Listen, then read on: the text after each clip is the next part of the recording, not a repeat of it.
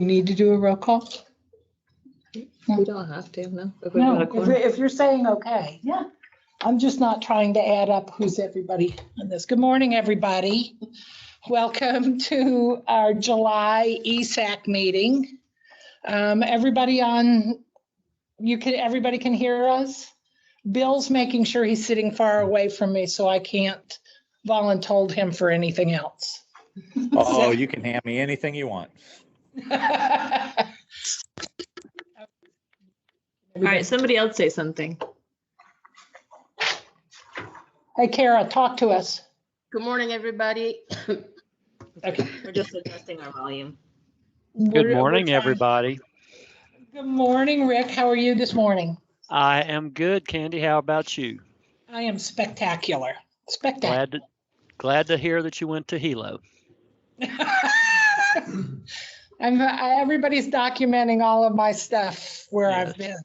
I've got 5 more trips, so just pay attention. All right. Good morning, everybody. Thank you for being here. I appreciate everybody coming in on our summertime. We are going to start in on number 2 or number 3 on our list, which is Vanessa. My favorite, housekeeping. Okay, so we have a lot of people in the room, but we've got a lot of members virtually.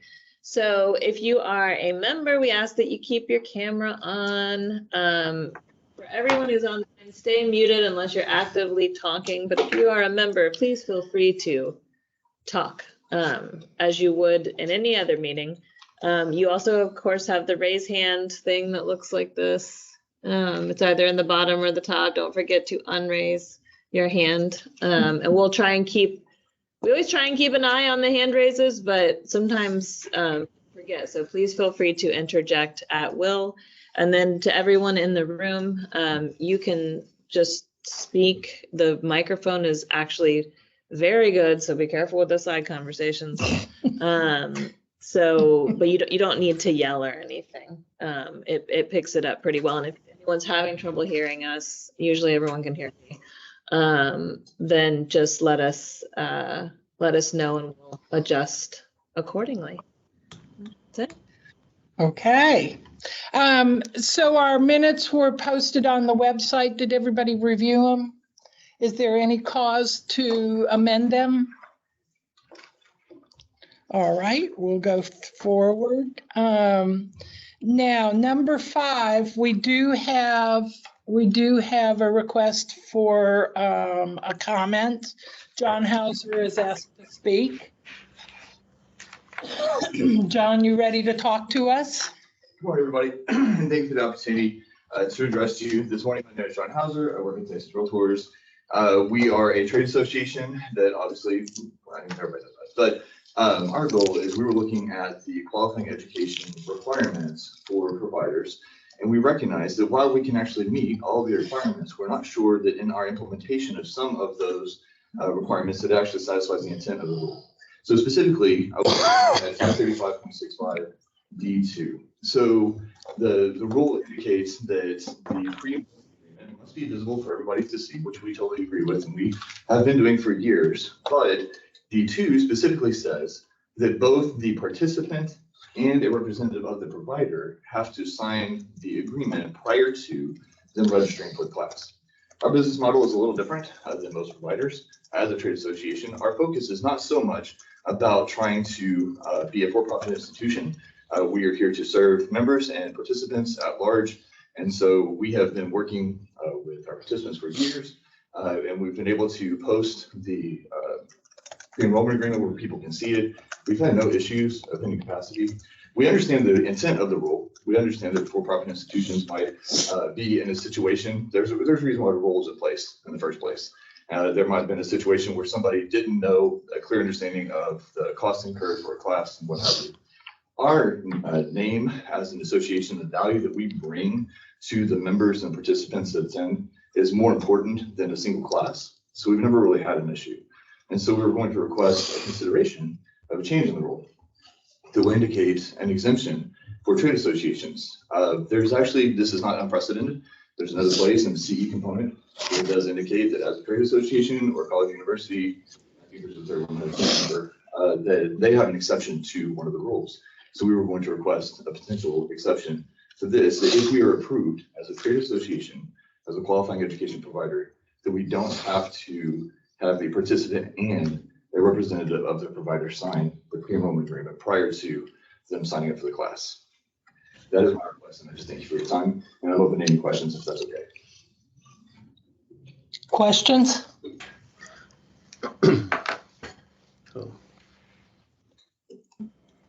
I have a question, John. I'm sorry, I didn't raise my hand like I was supposed to.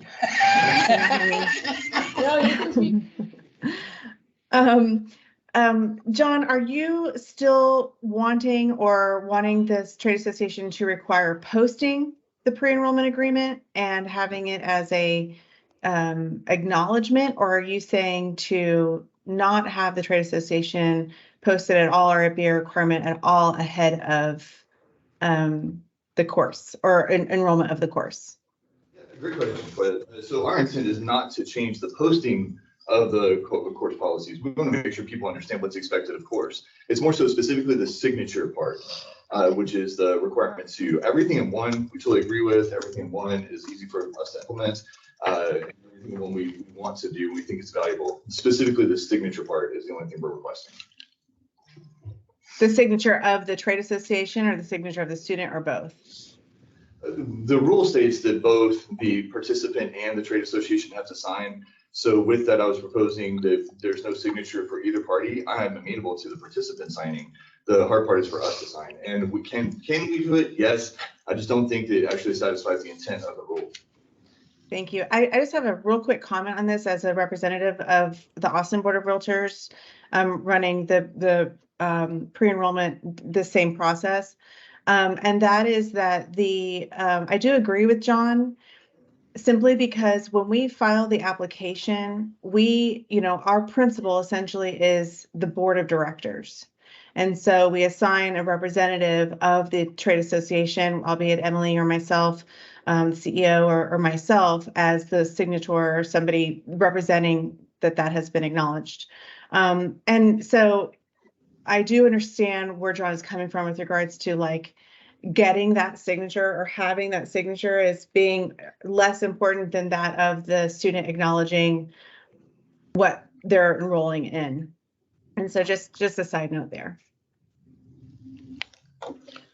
So the difficulty is more the signature of the provider than obtaining a signature, whether it be digital or ink from the student. That's the issue. Yes. So this is one, because it's not on the agenda, it's under public comment, that this group would want to recommend, if you want to put as an agenda item for the next meeting. And just in looking at it and kind of going back and forth with Abby, I think we need to dig into the origins, because there may have been a statutory component related to this. But that's something that we could do in the interim if the group wants to, it sounds like there's interest. If you wanted to put it on for a future meeting, we could do that and have it posted, and then everyone can open it up for conversation. Ruben has a question. Oh, yeah, Ruben, sorry. Hey, Ruben. Thank you, Madam Chair. Yeah, I do have some concerns with this, and I would definitely like for this to be back on the agenda at another time, so we could have some more time to do a little research on this and be able to have some questions, and just give us more time to think about it. Thank you. Do we need a motion to put it on the agenda, or do we? Yeah. Do I have a motion to add this to the October? Yeah, I still move. Second. Second. Okay. Any discussion? Bill. All those in favor, raise your hand. Opposed? Okay, so we will add this to our agenda for next time. Okay. All right. Macy. That's a new name. Macy, I believe you have a report for us. Yes, ma'am. I'm filling in for Mike today. He's out of the office. My name is Macy Cotton. And with me here is Anthony Crabtree. He's one of Enforcement's new attorneys. This is his second full month here. Yeah, and so you'll see in your agenda there are 3 cases. The first 2 cases were pretty similar in subject matter, but with 2 different respondents but the same outcome. There were technical issues. A singular student had technical issues that were ultimately resolved, but there were non-substantive inquiries by those students that either were never answered by the education company or took a long time for them to respond. So we resolved that with a warning letter. And then the third one there is a student's course completion was not submitted within the required 10 days. So that was also an advisory letter. Okay. Okay, any questions? Any comments? All right. Now we're going on to the discussion of possible action regarding revisions to principles 1 and 2 course approval forms. Jen, you're up, and then we'll. Good stuff. Okay. You have a lot of materials that were sent to you prior to the meeting. The first 2 documents that we're looking at primarily are the Principles 1 and Principles 2 forms. And then as supporting documents, you have all of the other mandatory sales agent pre-licensing course approval forms. And at the back end, you have the content requirements for the exam. And I think what you all wanted to do at the last meeting was kind of cross-reference, 1, any redundancies in some of the additional qualifying courses, the law of agency, all of those with what's in Principles 1 and 2. I think the idea is to identify if there are any areas where we can streamline. And then secondly, make sure that we haven't missed any topics that are on the exam content outline. We want to make sure that those are all included somewhere in pre-licensing coursework as well. So this is just another opportunity to double check that. And if I understand correctly, I know Vanessa's outside, but I think, Chuck, did you want to, I know that you had some comments. Yes, I don't know Chuck, if we wanted to start with that. Yes, we wanted to start with Chuck's comments, and then we'll go in. Good. Hi, Chuck. How are you? Where do you want to start? You're in charge. Just as a bit of introduction, because a lot of you people have no idea who I am. Perfectly okay. I write textbooks pretty much for a living. And I have 3 national textbooks out that cover all 50 states. I have 3 in Texas. I have a title insurance book for Texas. I have a form book for Texas. I've written these things since 1978, and I've been at this a long, long time. When we rewrote or reprioritized, I don't know how you define this, what should be included in Principles 1 and 2? My national textbooks have been vetted through I don't know how many colleges and universities. Yeshiva in New York, LSU, Auburn, I've taught in all these places. And I currently teach now. I tried to retire, but they wouldn't let me. Going back in the fall at the University of Houston to teach. We now have a graduate real estate program at the University of Houston. And I helped move in and start set that program up too. So I really have kind of gotten into this. My first co-author was a guy named Dr. Harwood, Bruce Harwood. He had a PhD from the University of Denver in real estate. Brilliant guy, strange as a third of whiskey, but he was a brilliant guy. And I learned a lot working with him. And this is kind of what we came up with, or I came up with. When we go to what ESAC required, and when ESAC came out with the new outline for the course, I had 2 editors call to make sure we had our signals right. And my comment was, or what I heard was, if you don't teach this in exactly this order, we can't approve your materials. And I said, well, I can do that. So it took me pretty close to several months, almost a year, to reorganize my whole textbook, my principal's textbook, to meet the ESAC requirements, put it in the proper order. When I did it, I came out with an awful lot of weird questions as to how it is taught and how the building blocks work. Now, in academia, and I know you guys poo-poo academia, but in academia, we have a theory on presenting course materials called building blocks. I've done 2 building block courses for the state bar. I've been very active on education stuff for the state bar also.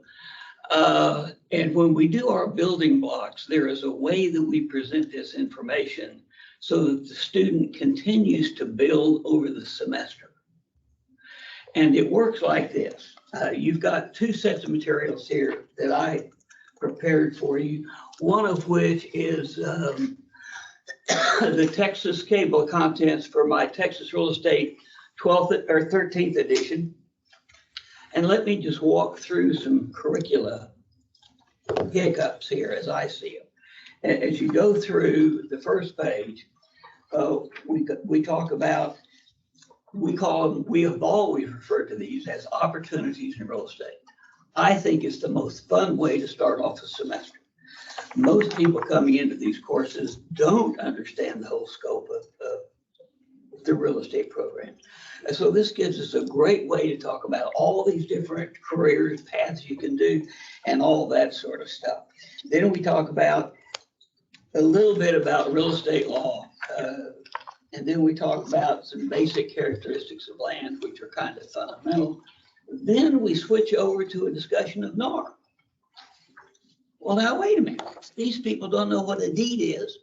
They haven't seen a contract course. They haven't seen SPED. Why are we talking about NAR? To me, NAR is a much more advanced concept.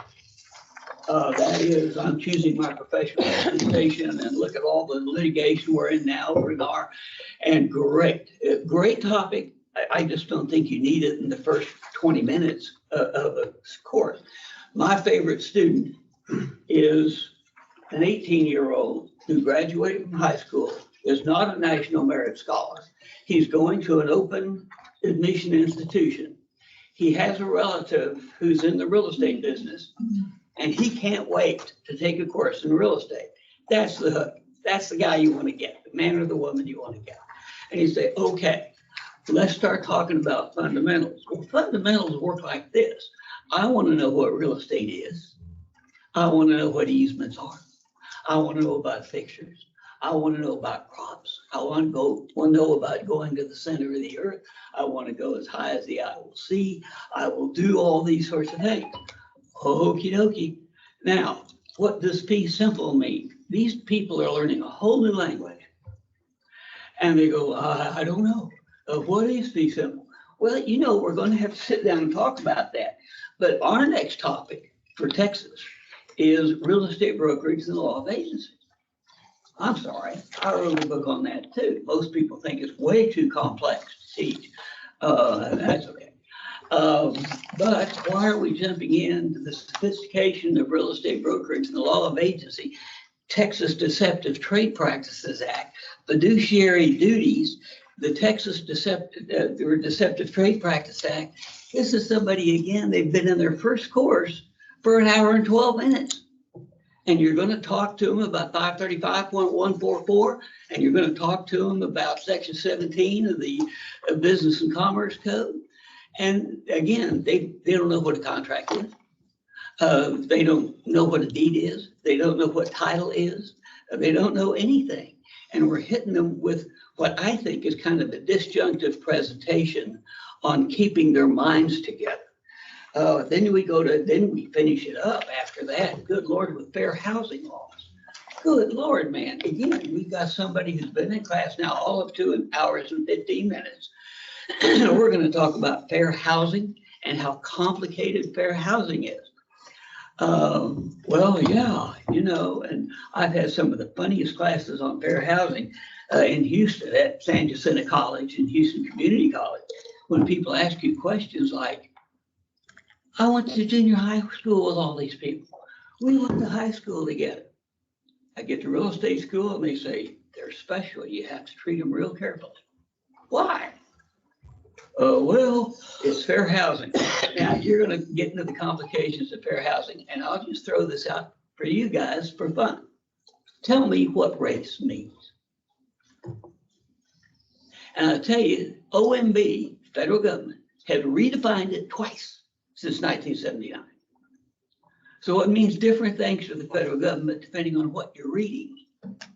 So it's not a simple process.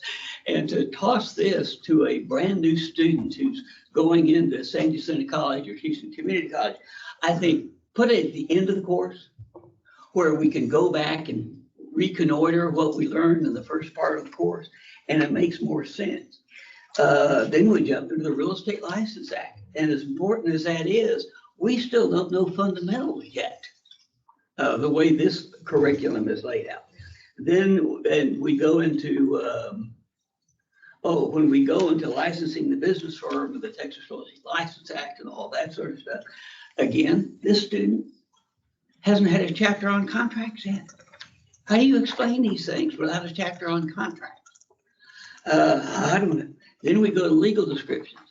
Now, this I think is fundamental. I think the legal descriptions ought to be about the second or third chapter because we're talking about real estate, center of the earth, easements, fixtures, crops and trees. Then we go in our outline here for Texas. Then we go to real estate contracts. And what I have in my real estate contract section is far beyond what is in the outline. I just took my national stuff and poured it all in here because I just think this is such an important topic and it should be, in my opinion, covered earlier.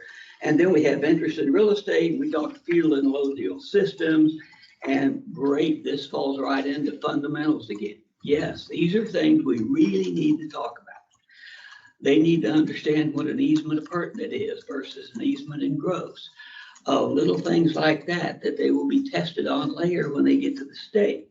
Then we jump in, our next topic in Texas goes to listing agreements. Well, we've already talked about brokerage and the Texas Real Estate License Act, and now we're talking about getting employed. Again, teaching as I teach the course, it's disjunctive. Now we have to go back and talk about something else. And one little student out here who's 18 years old and is trying to learn all they can, great. And then we jump into a whole chapter, and this was a mess for me to go back and put together, on math. There are whole courses on math.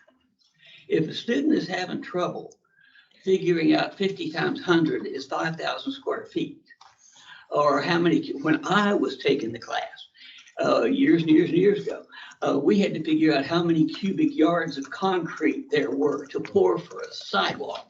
We don't have those kinds of questions anymore, thank goodness. But the math we're taking is basically finance stuff. You can calculate square footage of land, 43,560. Anybody remember what that is? 43,560 square feet. 4 nuns driving down 35 going 60. No, it's the zip code for Sylvania, Ohio. Oh, gosh. Oh, perfect. How else could you remember things? And then we're in real estate math, and you have amortization and all this sort of stuff. That belongs in your finance course or your finance chapters on how you do it. And I might suggest, if you look at the outline today, tell me in the outline where deeds of trust are discussed or promissory notes are discussed. That's not in the ESAC outline. And how do you teach a student about mortgages and promissory notes if it's not in the outline? Personally, I put it all back into my finance chapter and say, before we talk about finance, let's talk about documents. So we talk about documents. Then we get to real estate appraisal. That's great. I mean, that's a great near the end of the course kind of thing. Because when I teach appraisal, I go back and talk about chapters 3 and 4 and easements and encumbrances and all that sort of stuff. And it lets the student go back and recapture a little bit about chapters 3 and 4 and 5 when we talk about appraisal. And when we get to mortgage theory and law, that's where I put in my stuff about the deeds of trust, the mortgages, different types of mortgages, because these are things they're going to need to know, because through Pearson View and PSI, they're going to be tested on these things. And these are things they're going to have to know. Then we get to financing principles, and these things go on forever. I'd like to figure out a way to make that a little bit simpler, but I can't. I had a graduate course at U of A, and we dissected CFPB, and we had 5 written papers on CFPB and what it meant to the mortgage industry, because it's a tier 1 research university over there now. And so we researched everything to death. And CFPB, we ultimately decided were basically worthless, but it's still there. As precedents change, the emphasis on CFPB changes. Then we go to chapter 18. Again, this is the Texas outline, specialization. I've already discussed it in chapter 1. I don't think we need to go back and do it again. And then we go to real estate investments. Here we go in and talk about ownership interests for investors, limited partnerships, blind trusts, all that sort of stuff. I discuss ownership completely when we start talking about how you take title to real estate.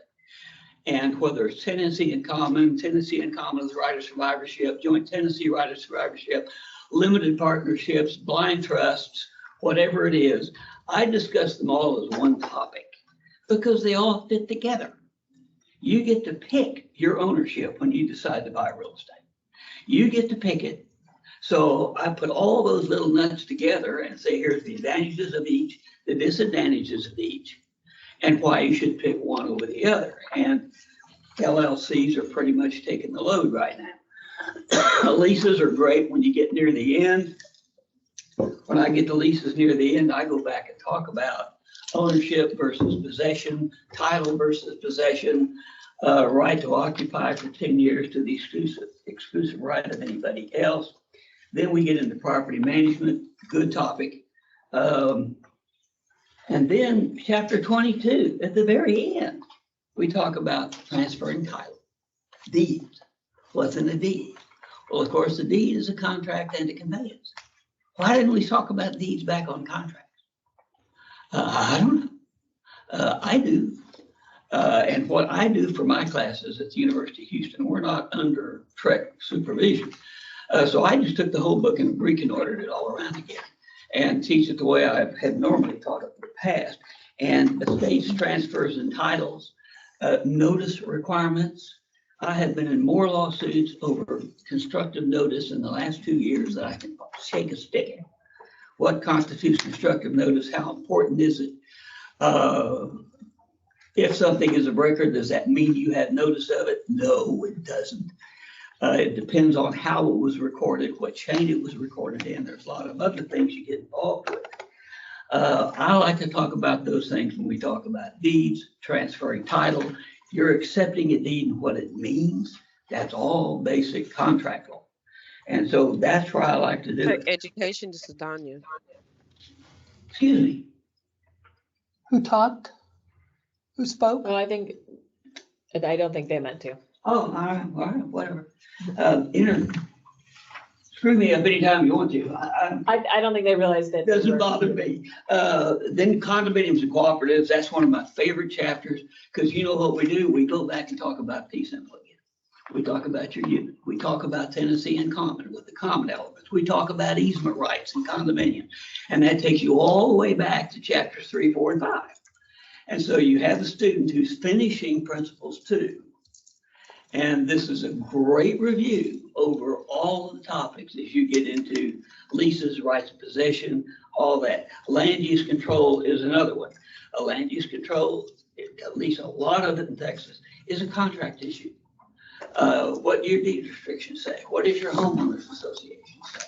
What rights do they have in your homeowners association? Particularly since the legislature changes it every 2 years, which they have been doing for the last 12 years anyway. So these are contract issues that we need to explain, I think, is all part of the local contract. Now, if you take the one with the little green top on it here, this is the table of contents page. And by the way, let me show you a secret. People call me all the time, particularly when I'm teaching. I have an interview Tuesday morning, and how do I study for this? And how do I study for the final? And all we intentionally, and we have done this from day one. You will note we have very extensive table of contents. And so my argument to most students is, if you want to renew things and go back and study again, read the table of contents. If there's a word there you don't get, or uh-oh, I forgot about that, go to that page and read that. And that will bring you pretty current and get you ready for your next interview and all that sort of, or for your final or for the state exam. And it's a great way to review without going through and laboriously rereading everything. Just go through the table of contents and see what you think.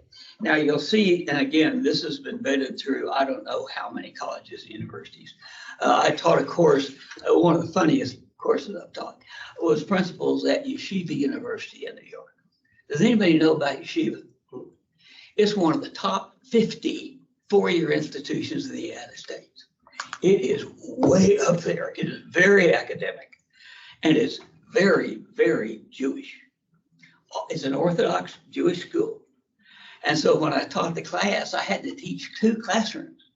All the girls are in one classroom, all the boys are in the other classroom, which was a little odd as you were zooming, but it was a heck of a lot of fun.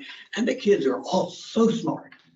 And it was just fun going up to New York and teaching in 2 different classrooms like that. It was a new experience for me. But as we go through the table of contents, you will see this is the way we have always approached it. We talk about your opportunities in real estate, which again, I like. Then we go into nature and description of real estate, interest in real estate. We do forms of ownership, transferring title. And what we're doing is saying, this is what you got. This is how you can take title. This is how you review your contracts. This is how you transfer them. Here's your deeds. And as you're going through that progression, it's the same progression you have going through a real estate transaction. And that's the way it was designed. So, and oddly enough, the first time I met Dr. Harwood, he and I were meeting to concur on a book. And we met, we got our table of contents out, and we started to compare our table of contents. They matched exactly, which surprised me. I think it surprised him too. But we take this through the transactional approach, and then we read the contract. Then we go do the deeds and we transfer title. Then we go into contract law, and from contract law, we go to mortgages and notes and deeds of trust. And then we go into the litany of lending practices. So it kind of follows you through in a transaction-oriented presentation that I think most street-savvy teachers, and certainly most students, can identify with easier than jumping your topics around and around and around, because it's hard to teach from. The reason I wrote my first textbook, I couldn't teach from Dearborn book. It was too disjunctive, it was too hard to read, it was too hard to connect things through that book the way they presented them. My books, and I'm not trying to tout me, but my books are authored books. I write every line in this book. You don't see that in most textbooks. And when I have a school in Pennsylvania, which I have had, in Pennsylvania, schools in Ohio, schools in Florida, that will call you and say, Chuck, can you add more in here about antitrust? Can you add more in here about NAR? Sure. We go to the next revisions and we throw those things in and get them addressed. And through ESAC, and we've got new stuff now in Texas on this committee and what the committee does. And those are things that are great. I'm a big promoter of everything Trek does. I was on the broker lawyer committee for 12 years. I chaired it for the last 3 years. I was on the ESAC committee for 2 years till you brilliantly threw me off like you should. And everything has worked real well. I love everything Trek's done. And as much national work as I have done, Trek is on top of every pile. We've got the best website. We've got the best academic programs. And by the way, the State Bar of Texas does too. Texas has always been very good on this. So I'm real high on pushing these things and making sure everybody's happy with them. My argument was from day one, there's an easier way to present the materials in this order than it is from jumping around sort of from topic to topic. And certainly when you have an 18-year-old student at San Jacinto College, he's in his first 30 hours of real estate education, and you're trying to explain to him fair housing and deceptive trade practices. That's just not fair. I mean, that poor guy or girl, whatever, are going to be so discombobulated. And I like to hold them to the end of the principles too, where we talk about all this real estate stuff, we talk about financing, and then we talk about brokerage. And when I start talking about brokerage, that's when I roll into fair housing. And that's when we talk about deceptive trade practices, antitrust, all that sort of stuff. Because by now, they're way down the road. Now in colleges and universities, we are 90 hours down. You guys work in 30-hour pods, so you're 60 hours down. That's fine, that's fine. I don't care. You can pump more into 90 hours than you can 60 hours, but we're on sort of different curriculum. So it's a different deal. But my push is, and my time is yours. If you want a committee to study these things, and I can throw out other textbooks that I've used in the past, I can throw out other ones I've written that may be helpful in organizing how these presentations are made. But I've been teaching principles of real estate for 50 years. I taught my first course in 1973. And I'm going to teach my last course, I think, in 2023, fall of this year. And I've just done it so long, and I've been through so many universities and so many national real estate education programs that I just want to help and clarify these things and make them a little simpler way to present. Sorry to take up your time. Any questions? Do you have a formal recommendation, or you're just volunteering? I'm just volunteering. Whoever is going to decide how to do the next course, I'd love to give them some input and explain to them why. So I get a feeling reading this that they just took pot shots. Oh, this is important. Let's throw it in. This is important. Let's throw it in. But the process of teaching it and building the blocks is very, very important to a student, and particularly young students. Okay. Okay. Chuck, Yes. do most of your issues go away if you can teach this in any order that you want? Yes, sir. Okay. You're absolutely right, Rick. Okay, let me make that. I want to provide a clarification, and I know Bill has something that he wants to say, but just, and Charles, you and I have talked about this, but as far as the order, for everybody, Amber, can you pull up a course approval form from the materials?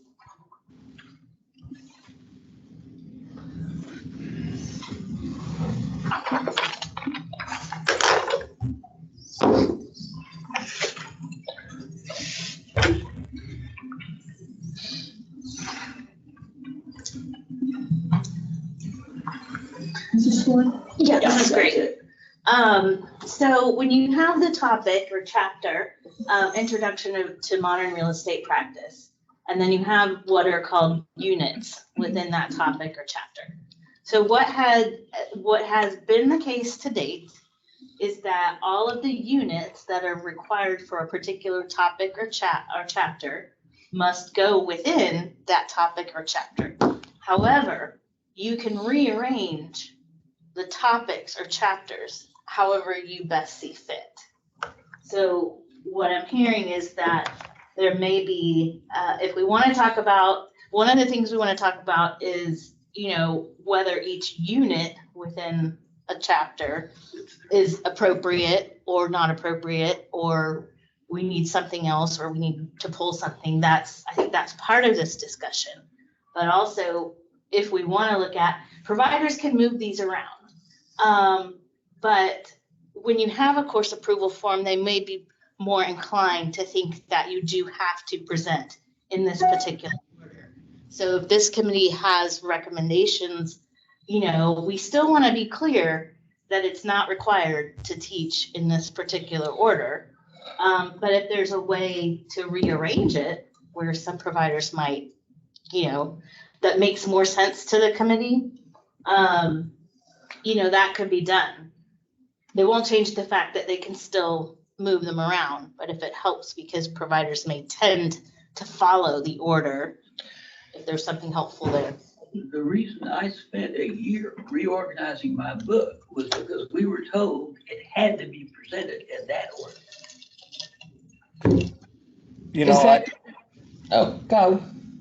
Go Bill. I think we've heard a lot of wisdom over the last few minutes on the rationale on how a course should be organized and why it's ordered. And Jen, I can certainly understand what you're saying, and that providers can move them around, but we come into 2 courses and they can't move between the 2 courses because the students may not be taking both courses at the same time.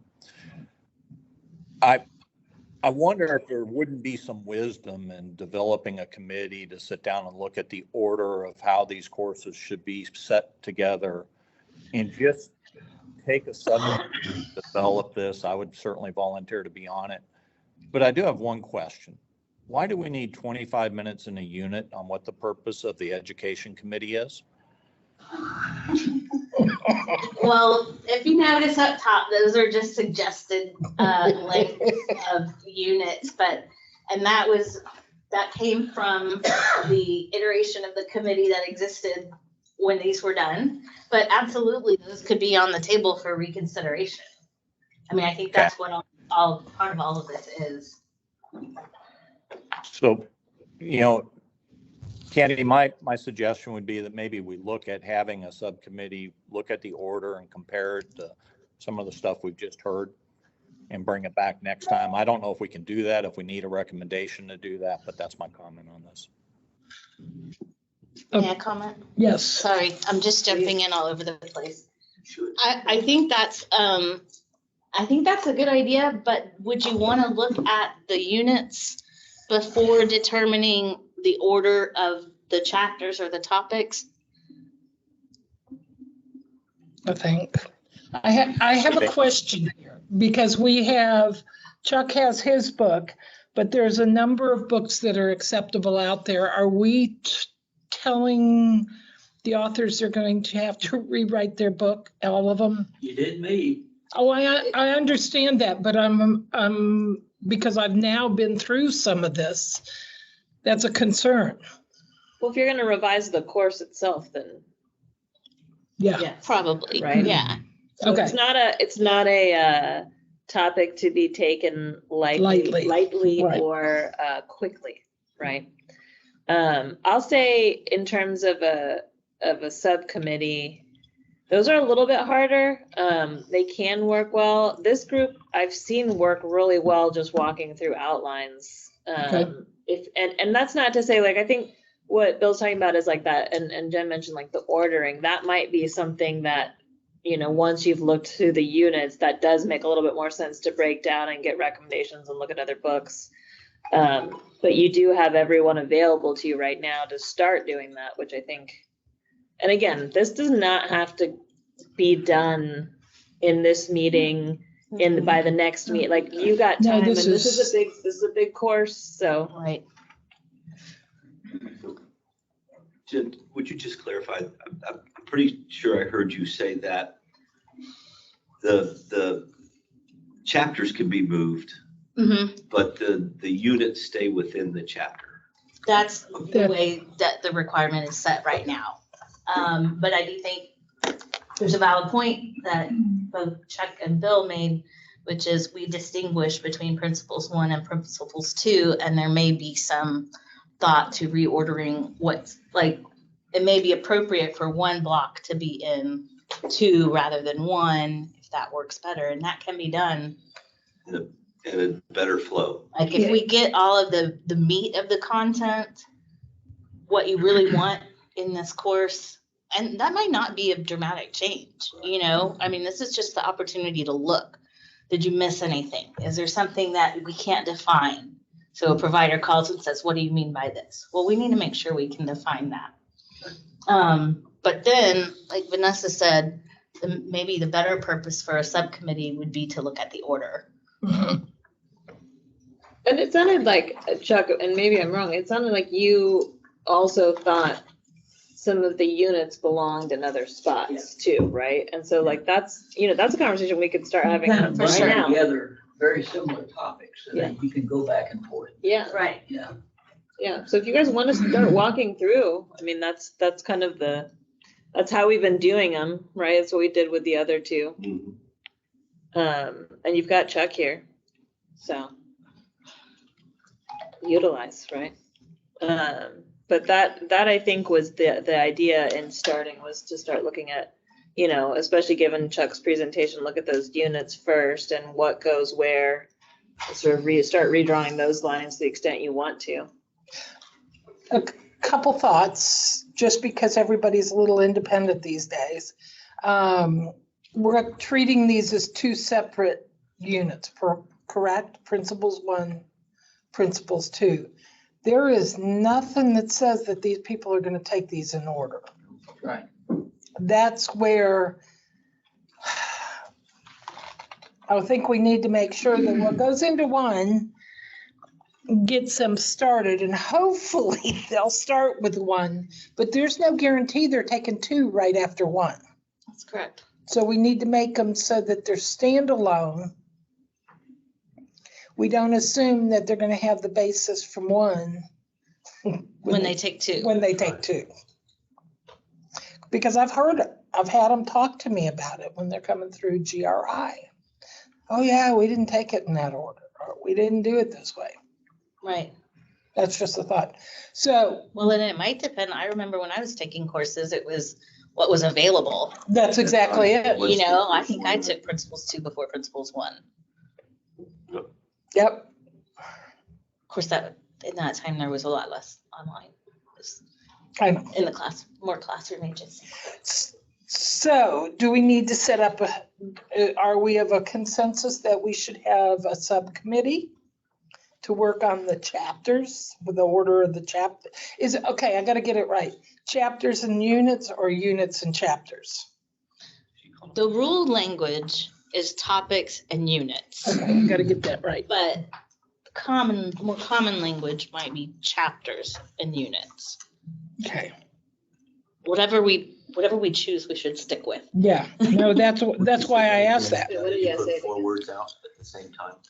The rule language is topics and units. Ruben's got his hand up. Okay, Ruben? Oh, you're muted, Ruben. You're muted, Ruben. Okay, now can you hear me? Yes. Okay, thank you. Apologize. I was just going to say that I'm willing to serve on that committee that Bill mentioned, or subcommittee as well, because this does interest me a lot in reading this and hearing Mr. Jacobus give his dissertation on how he feels about this. I think it's really important. You know, I was just thinking last night, I was reading this again, and I had that same thought. Well, what if you're not taking the courses, principles 1 and then principles 2, one right after the other, and you come back and take another course and then come back and do 2. I thought maybe we could have a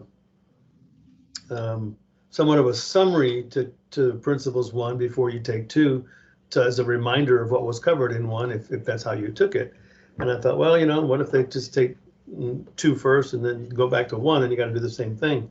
But I thought about what Bill just recommended. I would love to have a subcommittee to look at this and be a part of that as well. Thank you. Okay. Is there an advantage to a sub versus everyone here today starting it, or the full committee? I only ask because, I mean, I asked partly because it ends up being more and more meetings, and then we come together and there's less of the full committee really engaging when you do a sub, because you usually just get a recommendation. We can do however you want, but we're all here, so it might be. No one seems to like that idea. Jennifer, remind me what the timeline is on this again, because I know you brought it up well in advance, but just trying to remember when we need, if we are going to make changes, what the recommendation on the timeline is. Once the recommendations are adopted. Yeah, I mean, you had brought this up to us to back out the scope of work, right? Yeah, when we do make revisions to course outlines, the education providers have 12 months to revise classroom courses and 15 months to revise distance education courses. Is that what you were asking? Yeah, for some reason I thought, I mean, it's got to go to the commission, right, or no? Oh, yeah. I think do you mean Clea for this, for the committee's work on this course itself? There's not a timeline. Okay. There's not. It would just, eventually it'd have to go to the commission for adoption, but. But Jennifer, you were just saying, you brought it to our attention because it's been since 2014, I want to say. Is that right? Okay. All right. I was just jogging my memory. Thank you. Okay, Chelsea just said it. It's 6 months. Yeah, once there are recommendations from this committee, then it's a 2 commission meeting cycle, right? Once to propose, once to adopt. So. And then another 15 months on top of that. For effective. For the course to be, to the extent the course needs that, a redesign of the outline, which it sounds like it would, then we've got to give providers the time to do that. So it's, We're up to 21 months. Nothing moves quickly. Well, can I ask one other question? Would it be wise if we made very clear to the providers that they don't have to teach it in the order that it's on the approval sheet? And that may solve a lot of time that we're talking about right here anyways. We can certainly, I mean, that was a big communication push back then, but we've certainly had a lot of new providers come on board since that time. I don't see why we couldn't add that to another communication push. I think that'd be a wise thing to do. I think that, Okay. And because I don't think everybody. I'd also like to see us revisit the decision that you can take principles 1 and principle 2 in any order. I don't know that there's anything wrong with having a prerequisite, especially today. The courses are a whole lot easier to get. Depends if they want live. That's where that comes in. Understood. Get a clarification that part of the pre-licensing qualifying education provider conversation that is had with our team lead and the new education provider is to ensure that they know. Maybe it doesn't stick right away, but it just for your information, it is part of that initial conversation that is had with the new provider. About the order of the outline. Yes. Restructured the topics. I want to go back to Rick's question on prereqs. What does it take to put that system into place for the prerequisites? I think a rule change, not a. Is it just a rule change? I think it's just a rule change. I'm not positive, but I don't think there's anything in the statute. Right. So are we saying we want 1 and 2, principles 1 and 2 before they take anything else? Well, 1 before 2, right? That's, but I'm then saying, are we going to go further and say you have to have those 2 before you can do agency promulgated contracts or? I would. I think requiring principles 1 before principles 2 makes a lot of sense. I think stifling a potential agent's ability to get their license because they have to wait till the next time principles 1 is taught could be a mistake and harm our field. Is there a shortage of principals on courses? Live there is. There's not as many live classes being taught, but there are still students who request that. I was trying to think. But isn't that live issue true across the board for all classes? It's harder to find a live class for just about any topic these days. Yep. Well, I don't think there's anything that says that we can't create a content outline for a 60-hour course. I'm concerned about I would need to talk with Denise too, the licensing manager, about the requirement to have Principles 1 completed before Principles 2 and how that could be implemented through a database without a need for a manual check. But I think we can do, so in looking at some of the recommendations that we just made, it seems to make sense that if you're going to revise the course, if to the extent that recommendation is a rule change that you want to recommend, it seems better to roll that out with the new, perhaps. Or, I mean, I guess to the extent you're not going to make that full recommendation today. Right. That we New can content. look into it. And maybe I'm not, I said that and then I wanted to immediately take it back in terms of waiting. So yeah, I think we can look into what that would look like on our end. What's the process for that? What's she saying in terms of database? What does that mean for providers and then options that are out there? And are we limiting, things like that? So we could take that idea and run with it in the interim and bring you back what we find out. Okay. My thought, because you were asking, should we do it as the whole? We have 4 people who have stepped up and said that they'd be glad to work on this. And I almost feel like, could our subcommittee come back, not with just recommendations, but an outline for us to work on, not just to rubber stamp it and let it go on.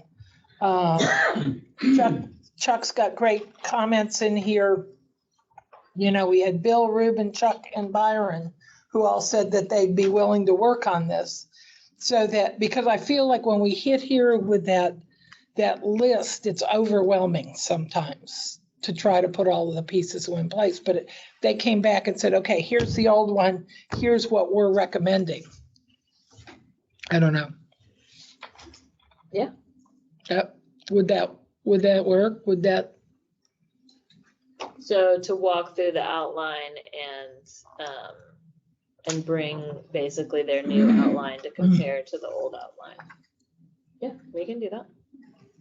I think that would give us the opportunity to get a good feel for it, because I'm going through putting notes down, trying to bounce, and we talked about possibly moving things between the 2.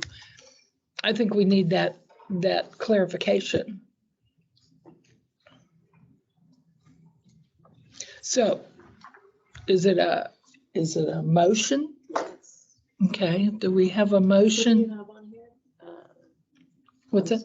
I'm sorry, who were you suggesting for that? I had Bill, Ruben, Chuck, and Byron are the 4 who volunteered so far. Look at everybody else is looking the other way. I will volunteer. Okay. Julie? Okay, so that's 5. So I need a motion to create is it a subcommittee is what we call it? Mm-hmm.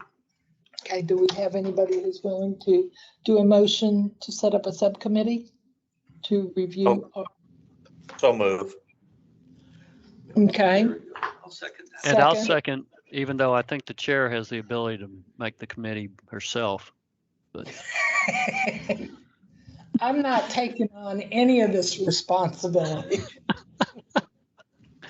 All right, any other discussion? Okay, all in favor, raise your hands. Opposed? So moved. okay. And I want to comment about the order of principles 1 and 2 again. I'm looking at the statute. The statute doesn't talk about principles 1 and 2. The statute talks about a course of principles of real estate. Right.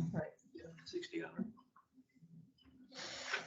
I think it may come down to looking at how it's working in the real world and through processing on the agency level, which can shift. We've got lots of database things happening, but I see your point, Rick. Yeah.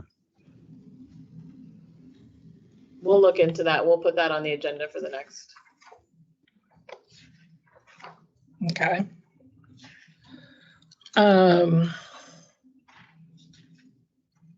Okay, so agenda items for next meeting, we have added in the topic about Texas Realtors and that change, and we've added in that we'll have our subcommittee come back with a proposed outline, correct? Any other things to add to? And what Rick just said. Oh, and okay. The 1 and 2. Right, Making okay. a prerequisite of principles 1 before principles 2. Okay. Okay, we have that marked down. Okay. Anything else for the agenda? All right. Dates for the next meeting. We had marked down October 2nd. That date. We'd like to keep that date. Yes, please. All right. And then we had, for January, we had selected January 8th. Is that still acceptable? It is for me. Well, you're all important, so we'll just go with your. There you go. That's all that matters. Thank you so much. You do realize that means that we're going to volunteer you for more things. All right. Okay. Is there anything else? If not, we're adjourned. Thank you, Bye, everybody. everybody. Thank you. Thank you, Madam Chair. Let me push the leave button. My what?